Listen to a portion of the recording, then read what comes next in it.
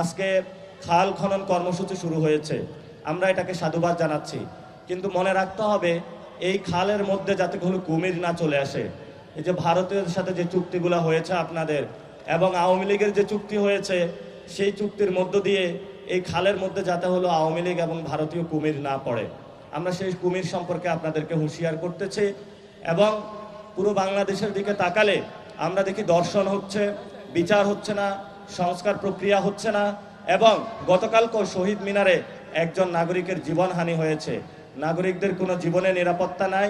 সেই জায়গায় আমরা দেখতে পাচ্ছি কোথায় একটা বাতি বন্ধ করতে হবে, একটু স্ট্যান্ডবাজি করার জন্য গাড়িটা দাঁড় করিয়ে রাখতে হবে এবং একটু কোদাল দিয়ে কোথাও যা কোদাল মাটি তুলতে হবে। আমরা দেখেছিলাম শেখ হাসিনার সময় অনেক উন্নয়ন হয়েছিল, কিন্তু পুকুর চুরি দুর্নীতি হয়েছিল। তা আমরা আশা করব এই খাল খনন কর্মসূচিতে যাতে এই ধরনের দুর্নীতির ছোঁয়া না পড়ে এবং কোনো কুমির চলে না আসে, আমরা সেই বিষয়ে হলো প্রধানমন্ত্রীর কাছে আহ্বান রাখবো। তো অনেকে আমাদেরকে বলে যে তোমরা কথা বলো, তোমাদেরকে কিন্তু খেয়ে ফেলবো। খেয়ে ফেললে কি হবে? হয়তো জেলে নিলে ইমরান খানের মতন অবস্থা হবে। আর যদি আপনারা আমাদেরকে হলো মেরে ফেলেন, তাহলে শহীদ ওসমান হাদি ভাইয়ের ইনসাফের পথ তো আমাদের আছে। আর যদি বেঁচে থাকি, চাঁদনাবাজি সন্ত্রাস দুর্নীতির বিরুদ্ধে আমাদের লড়াই চলবে, এটা স্পষ্ট কথা।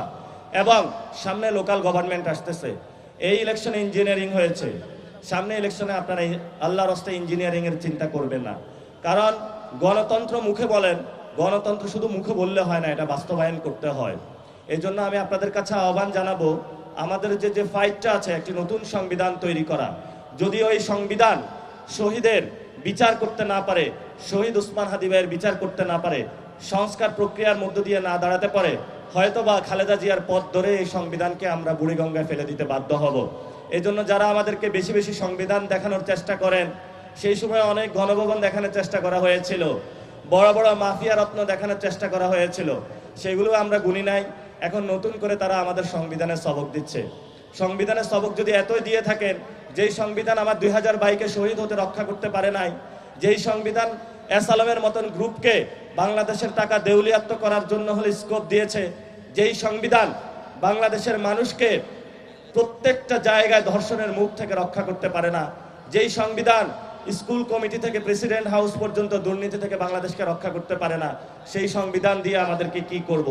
এখন সংবিধান নিয়ে কথা বলে আবারই মামলা হামলার তারা হুমকি দিতে পারে।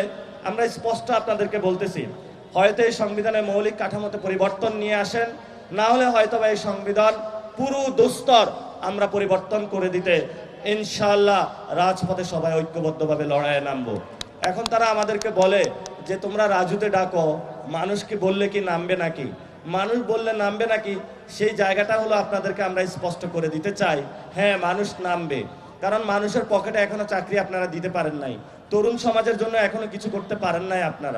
আপনারা যে জায়গায় করেছেন, আপনার যারা ফ্যামিলি কার্ড দিচ্ছেন, আগে মসজিদগুলোর সামনে যাবেন, যে গরিব মানুষগুলো বসে থাকে তারা কি ফ্যামিলি কার্ড পেয়েছে? আমরা শুনতে পাচ্ছি ফ্যামিলি কার্ডের নামে মানুষের হলো কার্ড 500-600 টাকা করে দুর্নীতির মাধ্যমে নিয়ে যাওয়া হচ্ছে এবং দুর্নীতির একটা মহা উৎসব তারা শুরু করছে। এবং কিছু বললেই বলে বিএনপির নাকি আমরা সবকিছু সমালোচনা করি। আমরা আপনাদের সমালোচনা করি না, আমরা আপনাদের বিষয়গুলো আলোচনা করি যাতে আপনারা শুধরানো হন। কারণ আমরা চাই না আপনি হাসিনার মতন ফেসিস্ট হয়ে ওঠেন, অলরেডি ওঠা শুরু করেছেন। কিছু বললেই আপনার এই যে ছাত্রদল, যুবদল, গুন্ডা বাহিনী যেভাবে অ্যাটাক শুরু করে, এতে আমরা ভীত সন্ত্রস্ত হচ্ছি। কিন্তু ভীত সন্ত্রস্ত হলেও আমরা যে এর বিরুদ্ধে দাঁড়াবো না সেটা কিন্তু আমরা বলি না, আমরা অবশ্যই দাঁড়াবো। এবং আমরা আশা করব এই যে বাংলাদেশের সাংবাদিক ভাইরা রয়েছে, আমাদের উইমেন সোসাইটি রয়েছে, আমাদের তরুণ ভাইরা রয়েছে, আলেম ওলামারা রয়েছে, তাদের জন্য প্র্যাকটিক্যাল স্টেটের জায়গা থেকে কোনো কিছু নিয়ে আসেন। আপনি 5000 টাকা আলেমদেরকে দিলে হবে না, আপনি 5000 টাকা একজন পুরোহিতকে দিলে হবে না, বরং তার স্ট্রাকচারাল কাঠামোগুলো চেঞ্জ করতে হবে। আপনি একদিকে হলো আলেমদেরকে পিটাবেন হলো ইন্ডিয়ান বাহিনী নিয়ে এসে, আরেকদিকে তাদেরকে 5000 টাকা ধরিয়ে দিবেন, এটা আসলে নতুন বাংলাদেশ না। এই জন্য বেফাকুল মাদ্রাসিল যে আরাবিয়া রয়েছে, তাদের একটা দীর্ঘদিনের একটি কর্মসূচি রয়েছে, তাদের একটা সনদ বা স্বীকৃতি প্রয়োজন। আপনি 5000 টাকা তাদের দরকার নাই, আপনি তাদেরকে স্বীকৃতি দেন, ইনশাআল্লাহ আমরা বলেছিলাম আমরা যখন ক্ষমতায় যাব তাদেরকে সেই স্বীকৃতি বাস্তবায়ন করব। যদি তাদের স্বীকৃতি বাস্তবায়ন করতে হয় তাহলে আপনার এই ভিক্ষার টাকা তাদেরকে নিতে হবে না, তারা নিজেরাই ইনকাম করে ইনশাআল্লাহ বাংলাদেশে বাস্তবায়ন করতে পারবে তাদের স্বপ্নগুলো। এজন্য আমরা বলবো স্ট্রাকচারাল মৌলিক পরিবর্তন আনেন। পাবেন। এইসব লোভ দেখানো স্ট্যান্ডবাজি, এই তারেক রহমানের কেরামতি আমরা বন্ধ করার জন্য অনুরোধ জানাচ্ছি। আগে সব চলতে হলো শেখ হাসিনার কেরামতি, এখন আসছে আল্লামা তারেক রহমানের কেরামতি। এইসব বুজুং বাজুং কেরামতি বন্ধ করেন, স্ট্রাকচারাল মৌলিক পরিবর্তন বাংলাদেশে নিয়ে আসেন, তাহলে বাংলাদেশের মানুষ শান্তি পাবে।